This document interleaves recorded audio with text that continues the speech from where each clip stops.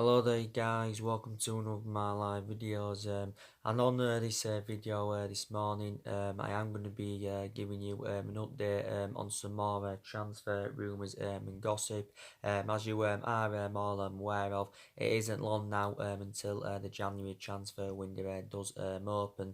Obviously, like I said, next year it's very imperative that we do get the right calibre players in to Manchester United, and definitely our recruitment has got to improve, and we do have to address the deficiencies in the squad. So we've got to get a couple of midfielders in. We've also got to get a couple of attackers in.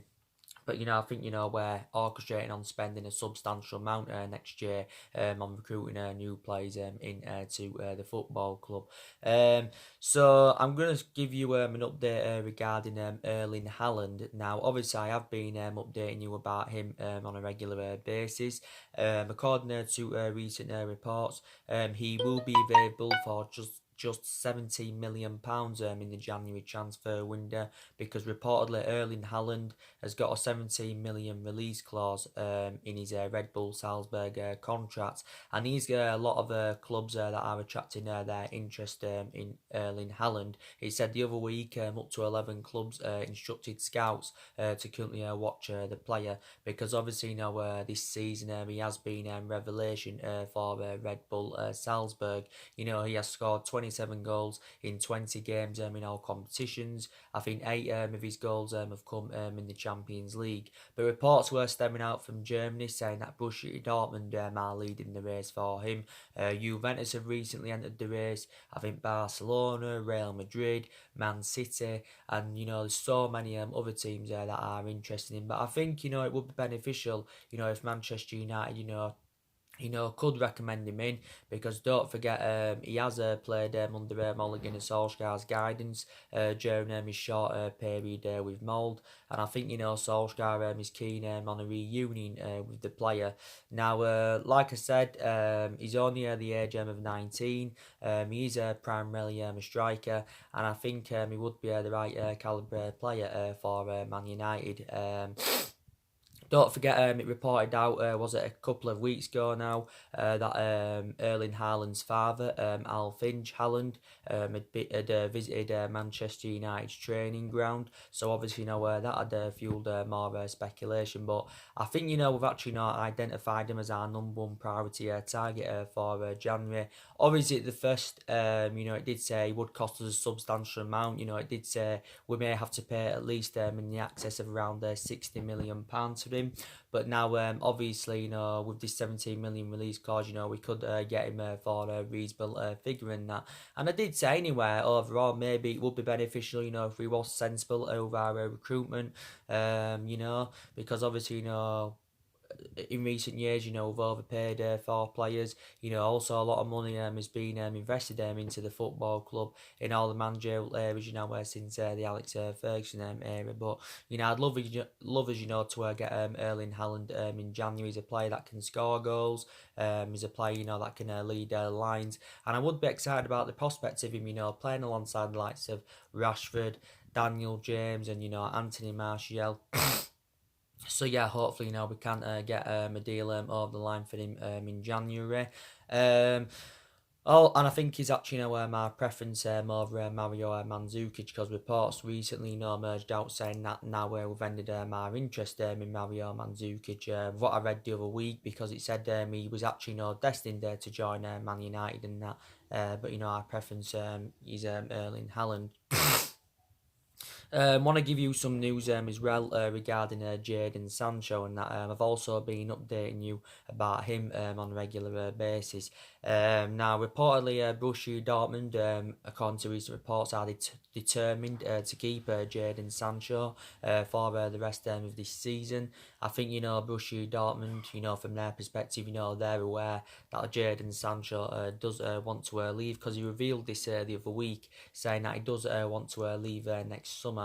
And I did initially say it's probably, if he is to leave, it's probably more imminent that we'll get him next summer rather than January. But he could still actually leave in January. Now, reportedly, Chelsea are confident, that they can get Jadon Sancho. Don't forget Chelsea recently did business with Borussia Dortmund, because obviously they got Christian Pulisic for them around £47 million. Obviously the likes of Liverpool, Real Madrid have also been in for Jadon Sancho. Reports emerged out the other week saying we was emerged as the favourites to sign him. We have been long admirers of the player, because we was in for Jadon Sancho during the summer. We also identified him as our number one priority target back in January. But like I said, our move got skewered for Jadon Sancho with our failure to qualify for the Champions League. And this is what I did. I put this into the equation, didn't I? Obviously, when you're not in Champions League football, it's going to be hard to attract players to the elite level. But yeah, but we are aware, that Jadon Sancho is going to cost us a substantial amount. Obviously, we're going to have to pay in the region of around £100 million at least. We may even have to pay even more than that. Jadon Sancho is primarily a right winner. You can also play him centrally. I think he's unhappy at Borussia Dortmund at the moment. Don't forget, analysing it this season, he's been dropped in games for Borussia Dortmund. So you can say maybe at the moment he's beside two requirements, but analysing the vast majority of his career so far with Dortmund, he's done well. He's enjoyed a good couple of years, and obviously reflecting on that, his valuation has persistently grown, because obviously Borussia Dortmund got him from next to no. They only paid around £7 or £8 million for Man City. Don't forget he only served a couple of years with Man City, Jadon Sancho.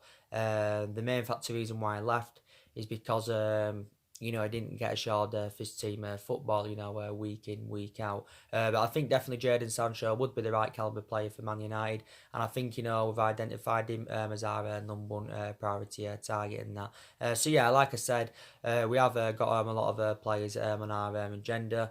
There was reports emerging out the other week saying that, we're going to get around £200 million to spend in January. And next summer, these question marks regarding that, is £200 million enough for us, to address the deficiencies in the squad? Is it enough for us, to bring the right number of players in? I think, basically, it's all dependent on, how sensible, where we are with our recruitment, and how we are with our recruitment anywhere. But I think, we need at least 5 to 6 more signings, arguably even more, if we are to be, back to being a competitive elite level football club, if we are, to be a future title contenders and that. But I do believe we'll probably do the vast majority of our transfer business next summer. So I think, we'll look to sign a couple of players in January. Gary Neville recently came out and, he said Solskjaer needs to make at least 2 signings in January. But I do believe anywhere that Solskjaer, will be here still in January, because like I did put into the equation recently, I think the 2-1 win against Tottenham has changed a lot of things, especially regarding our stance on Solskjaer. So I think now we've softened our stance on him. I think with the win against Tottenham, quite a lot of pressure has eased off him. Obviously, if we were to lose to Man City this weekend, then obviously the pressure would be back on him, because I think if we'd have lost the game against Tottenham, or maybe even drawn the game against Tottenham, then I think you could say Ole Gunnar Solskjaer would have been sacked by next week. So I think with the win, you can say it's saved Ole Gunnar Solskjaer's managerial tenure at the football club, especially at this present time. It's saved his managerial tenure. He could still be here at the end of the season, could Solskjaer. But one thing I can almost assure that he will not see out his 3-year contract with Manchester United. But Ed Woodward obviously is determined to stand by Solskjaer for now. He did recently say though, if the inconsistency was to continue to persist, then we'll consider getting rid of Solskjaer. Solskjaer still feels as though he's the right manager to elevate Manchester United forward, but obviously their perceptions are totally comparison to mine and the vast majority of Manchester United fans, because obviously vast majority of Man United fans do want Solskjaer out of the football club, definitely. They do want him out. But like I said, it was a very, very good performance against Tottenham. Very, very good performance. And like I said, Solskjaer gave his overall analysis on the game, and he says it's the best performance of the season so far in the league. Best performance of the season, and it was a surprise. It was definitely a surprise. I didn't expect us, to get anything from Tottenham. Taking into account, that Tottenham have rejuvenated themselves recently, since Jose Mourinho got recommended in. So it actually was a shock. Jose Mourinho's obviously suffered his first defeat as Tottenham manager. But yeah, we didn't put a foot wrong in that game. We pressed well. We created chances. We got bodies in decent positions and that. But yeah, it was a very, very good performance. I thought Rashford was fantastic. And like I said, Marcus Rashford is becoming more and more prolific. He is becoming more and more prolific. Rashford has now scored 9 goals in his last 10 games. In total, he's been directly involved in 11 in his last 10 games in all competitions. But he's done really, really well. And I know that I criticised Marcus Rashford earlier on in the season because, like I said, he wasn't performing to the standards as we should expect of him. But I still said at that point he is the long-term solution for Man United. He scored 2 of the goals on Wednesday night against Tottenham. But he had a very, very good player. And I think also Rashford's record against the top six sides is very, very good. He's only the age of 22. Yeah. And he was actually playing out on the flank on Wednesday. I thought he would have been playing. He would have been playing centrally, but it was actually Mason Greenwood that was playing centrally. So he was obviously fulfilling Anthony Martial's role.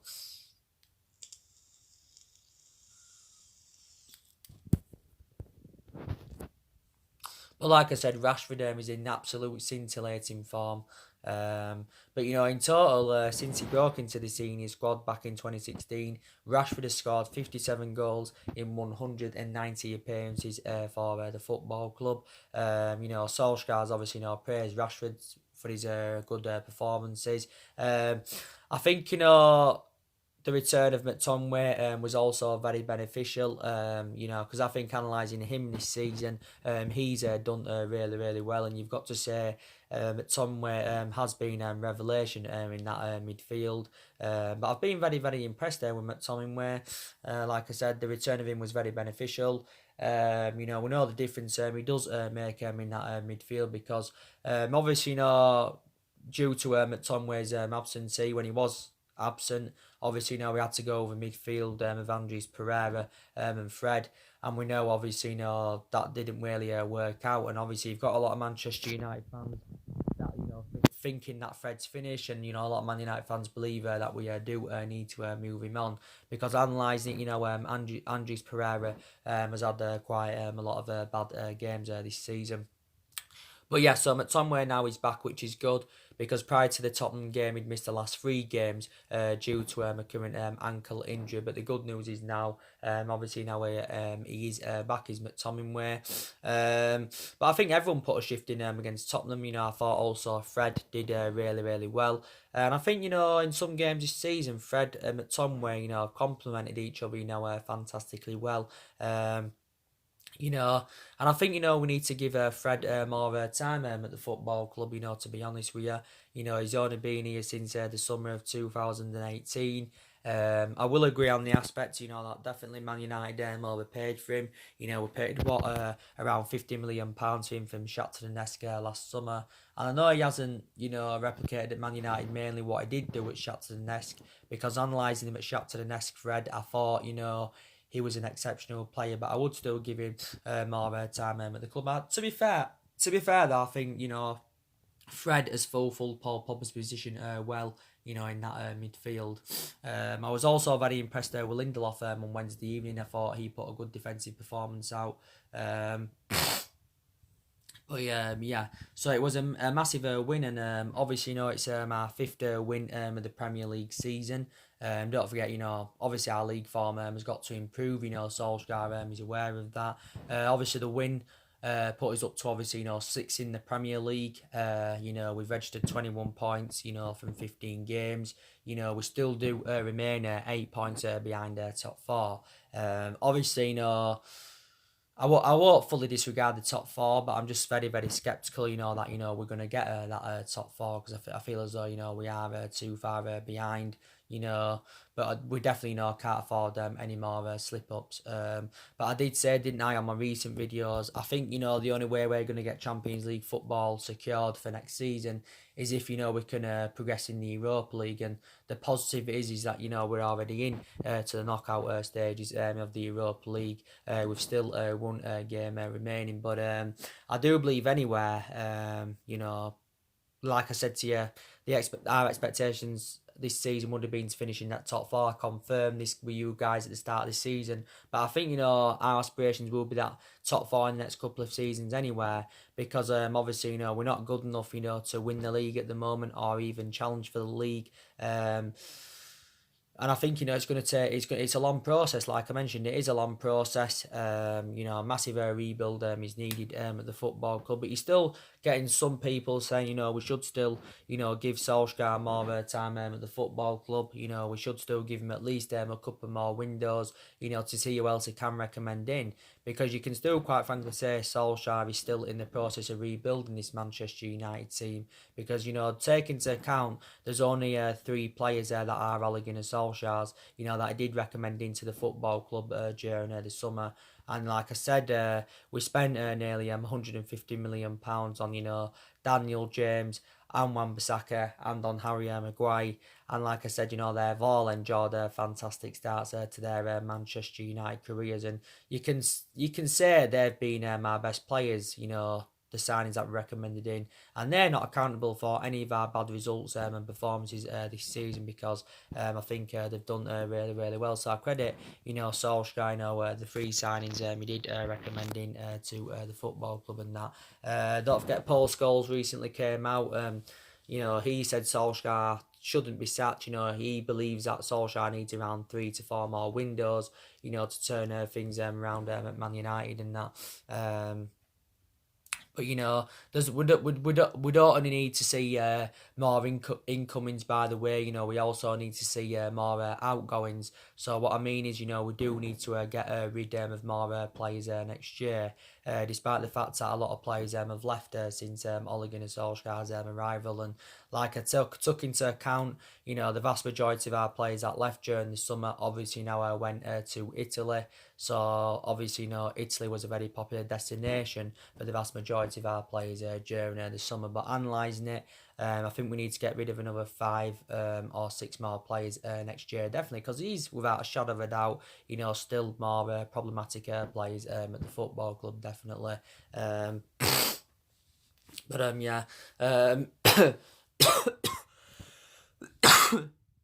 But like I said to you, we have got a lot of young players in the squad that are developing and trying to improve in that. And that's one of the aspects of me that do credit Solskjaer. He has got a lot of trustworthy in his young upcoming players. And he did initially show anyway, overall, when he got recommended in, that everybody would get the chance. And to be fair, they have been given their chances. And he did say at the start of this season that the young players would get given their chances, and he has actually now done this. So I do credit him for that. Like I said, I can assure, Mason Greenwood, Brandon Williams, Tuan Zebe, James Garner, I think they'll all become successes at the football club. And don't get me wrong, I've got some element of concerns, about some of the young upcoming players. So I think, if we could get rid of some of the young upcoming players next year, that would be a good piece of business from the football club. I think we need to get rid of Chong. I think we probably need to get rid of Angel Gomez. We need to get rid of Andres Pereira. So we need to get rid of some of the young upcoming players. But you can say in terms of that left back position, you can say that's our left back's being confirmed. Brandon Williams, of course, is now, you've got to say, our first choice left back. Well, Solskjaer sees Brandon Williams as his first choice left back. I did say if he was to be consistent in that, he would earn more first team promotions, and this is exactly now what's happened. But I've been very impressed with Brandon Williams. I think he's a much better solution than Ashley Young. I think he's also a better solution than Luke Shaw. But yeah, he's done really, really well, so I do credit him, and he will succeed at Man United. Like I said, Tuan Zebe, in the games he's played in this season, he's been absolutely phenomenal. He's just recently, recovered from a hip injury. As Tuan Zebe. Like I said with Greenwood, I think as he develops more, he will probably eventually, overcome Marcus Rashford, Will Mason Greenwood. If I'm going to be quite honest with you, he will overcome Marcus Rashford. I think probably will end up eventually, becoming a better goal scorer than Rashford. Don't forget Greenwood. He's only at the age of 18. He did start in the game from the start against Tottenham. That was the first start he made in the Premier League, this season, because obviously the rest of his appearances in the Premier League prior to the Tottenham game have obviously been substitute appearances. But yeah, I've been very, very impressed there with him. And we're still keen, by the way, on recruiting more young players in. Despite the fact that we've already got quite a lot of young players in the squad and that. But yeah. Don't forget, the good news is as well, we have got players coming back from injury, like I mentioned. Like I said, Tuan Zebe has just recently come back. Luke Shaw, obviously, has just recently recovered from a hamstring injury. So now, obviously, he's back. Since Luke Shaw returned, he's made 2 substitute appearances in the Premier League. Take into account as well, he played the full 90 minutes against FC Astana last Thursday. But Luke Shaw, I know a lot of people talk about Luke Shaw being injury prone, and he has suffered quite a few injuries as a Manchester United player, but I'd still say he's still an imperative player, even though now that Brandon Williams is our preference. Because Luke Shaw, don't forget last season won the double the Player of the Year twice. Reflecting on his impressive performances. And I think now this is his 5th season, is it? As a Manchester United player, is Luke Shaw's. But it's good that he's now back in action. Bass still out with a knee injury. Diego Dalot's still out, I think, with some kind of leg problem. He's sustained quite a few injuries this season.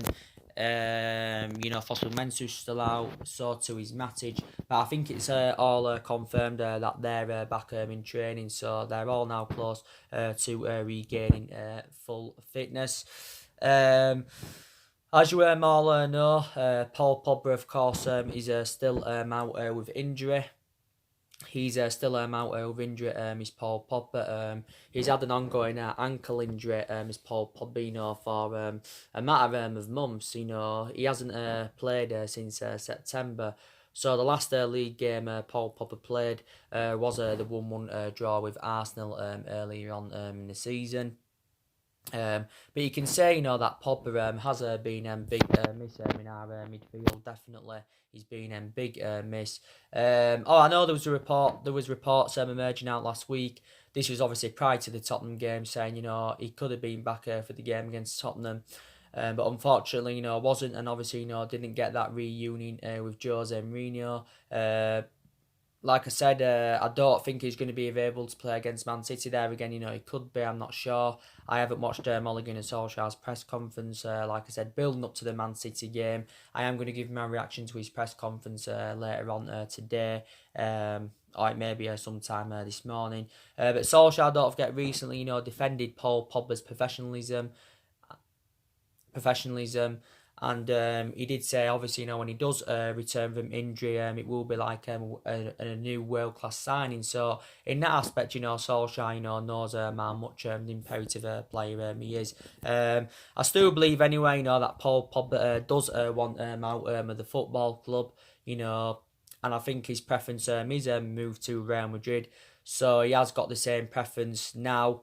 as what he basically had for the entirety of the summer, because he wanted to move to Real Madrid in the summer. He revealed at the beginning of the summer anyway that he wanted to leave Manchester United, because he said he was seeking for a new challenge in that, and he just doesn't feel satisfied at the football club. Does Paul Pogba? But I'm very, very convinced he'll leave next year. If he doesn't leave in January, I think he will leave next summer. I was reading recent reports, and it did actually say Real Madrid are only willing to pay up to £50 million for him. Maybe they're willing to include one of their players as part of the deal, but I'm sceptical about us going along with this, because I think we'll want to generate over £100 million if we are willing to let Paul Pogba go, because during this summer we must have wanted around £180 for him. That's obviously double than what we paid for him from Juventus back in 2016. It's over double, because we paid £89 million for him. At the moment, obviously, he's our most expensive signing. He's on He's on a substantial amount at the club as well in terms of what wages he's getting, because he's on around 290 grand a week. But Paul Pogba's got 2 years left in his contract with Man United, with an option to extend it by a further year. I know there was a few other teams in for him during the summer. There was talks about him going to Barcelona. I think PSG inquired about him. There was talks about him making a return back to Turin. But I've got to be honest with you, he did enjoy 4 good years in Turin, but in the vast majority of his career with Man United, his performances have been in comparison, to what we saw when he was at Turin. We mainly saw the best of Paul Pogba in that 3-month period when Ole Gunnar Solskjaer was the interim manager. But when he's at his best, he's arguably one of the best midfielders in the world. But he is only the age of 26 and that. But regardless of whether Paul Pogba stays or goes anywhere, either way, we have still got to address our midfield.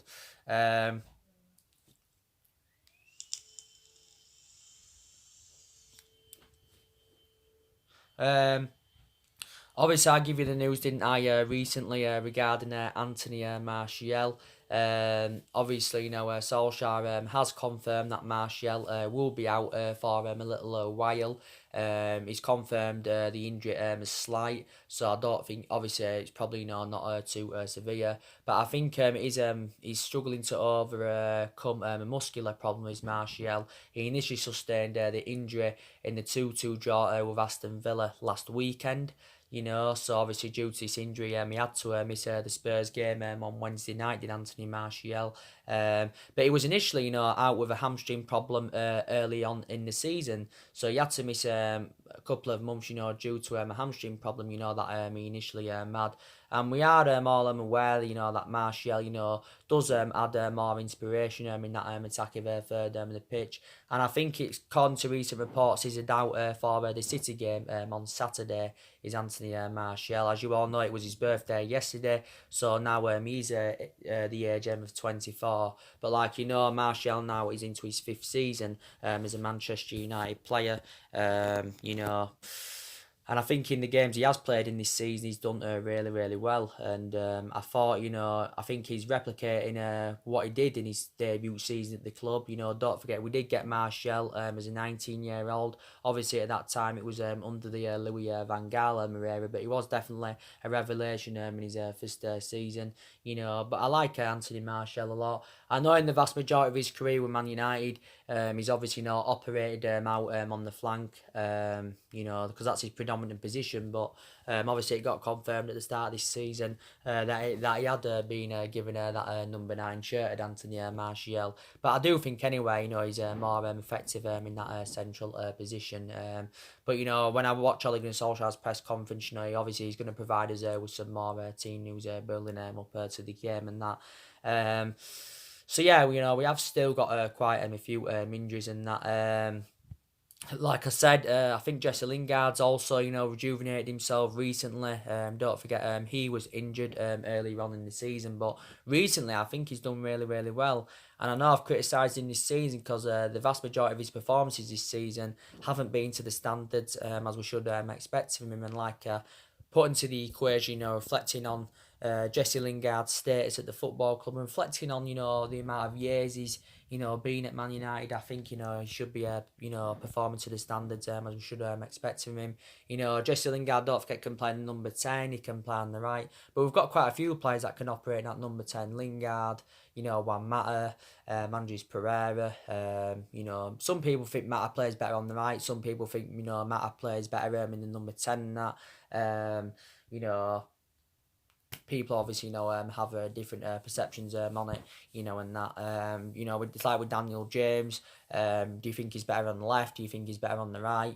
Supposedly he's supposed to be more effective from that left hand side. He's Daniel James. That's where you mainly see the best of him.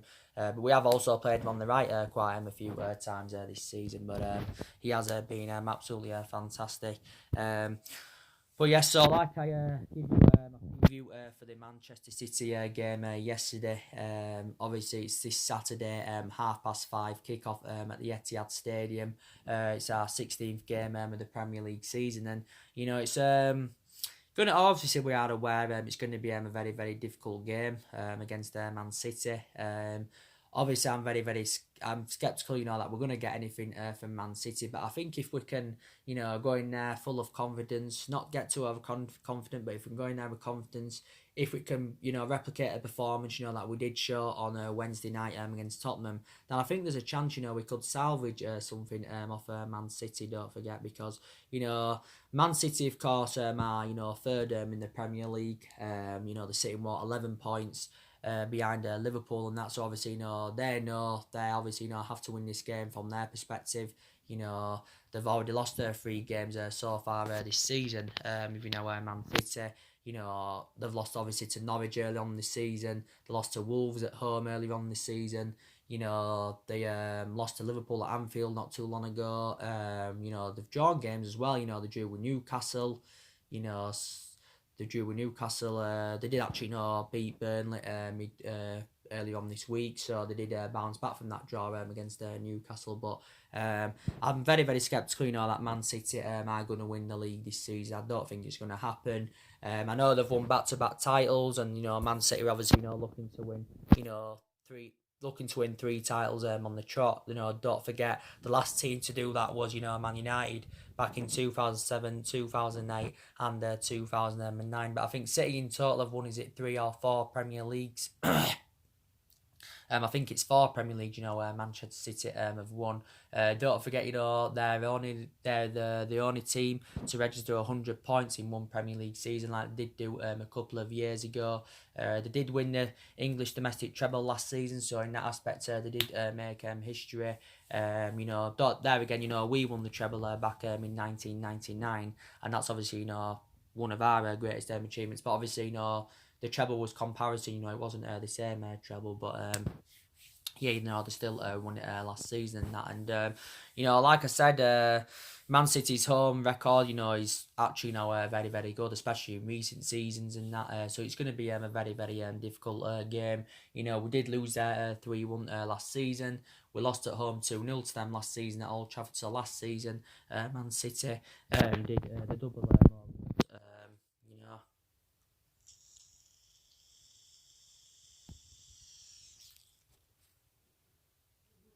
But this is the 179th Manchester derby, so I just wanted to put that into the equation.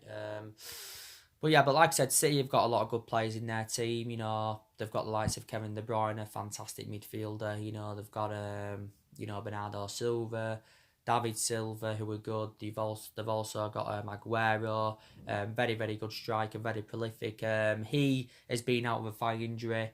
They've got obviously Leroy Sané, he's out of injury until February. Laporte's obviously fantastic centre half. He's out until February. They've got Raheem Sterling of Man City. They've got a really, really good team Man City, so they have got players in that team, that could cause us all sorts of problems and that.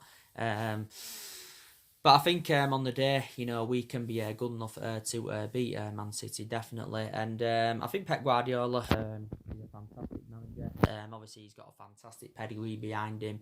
Obviously, he's spent a lot of money during his managerial career so far. Obviously, the vast majority of his money he has spent has obviously been is put on that Man City team. So the vast majority of the money has obviously gone on that Manchester City team, but in total, I think he spent over £1 billion in his managerial career. But I think at Man City anywhere, he's emulating the football, that I did do at Barcelona and Bayern Munich. This is obviously, what he's doing in that. But I always look forward, to the Manchester derbies and that. But yeah, so it's going to be a very, very big game. But obviously, it's a game, Man United do have to win, because if we drop points, then you can say, the pressure will be back on Ole Gunnar Solskjaer, definitely. Then after Man City, we go against Outman, the Europa League. It's our final game of the Europa League. Then after that, we do go up against Everton. So we have got games coming up thick and fast. But I know that, we've enjoyed our worst start to a Premier League season for 3 decades. I do know that. But, and I know in the vast majority of our games this season, we have been inconsistent. The performances haven't been as expected. The results haven't been good enough. But I still think, these games this season, where I think, we've actually, played well. We've actually played well in games this season, and, we haven't won. There's games that we've drawn that, some of the games we drew, we should have arguably won. And Solskjaer recently mentioned that I feel as though that, we have drawn too many games. We've also obviously suffered 4 defeats. But, we can play well against the elite opposition, and that's been proven because, we drew with Liverpool earlier on in the season. We're the only team taking anything from Liverpool in the league this season, And I think there's been other good performances overall. We did well at Norwich away, we won 3-1. You could arguably say that's our best away performance this season in the Premier League. I thought we did well at home to Brighton just before the international break. I thought we played well against Crystal Palace, but we just didn't win the game. We ended up losing 2-1. So these certain games this season where we should have actually won. As you all know, there's still a lot of aspects of our game that do need to improve. I know recently we've been creating chances and that, like we did do against Tottenham, and that's the prime example there. But there's still a lot of games this season, where we, haven't seemed to be creating enough chances, and we haven't seemed to have, where that clinical element and that. And there's still some players, that do need to step up to the plate, definitely. So still improvements are definitely, needed.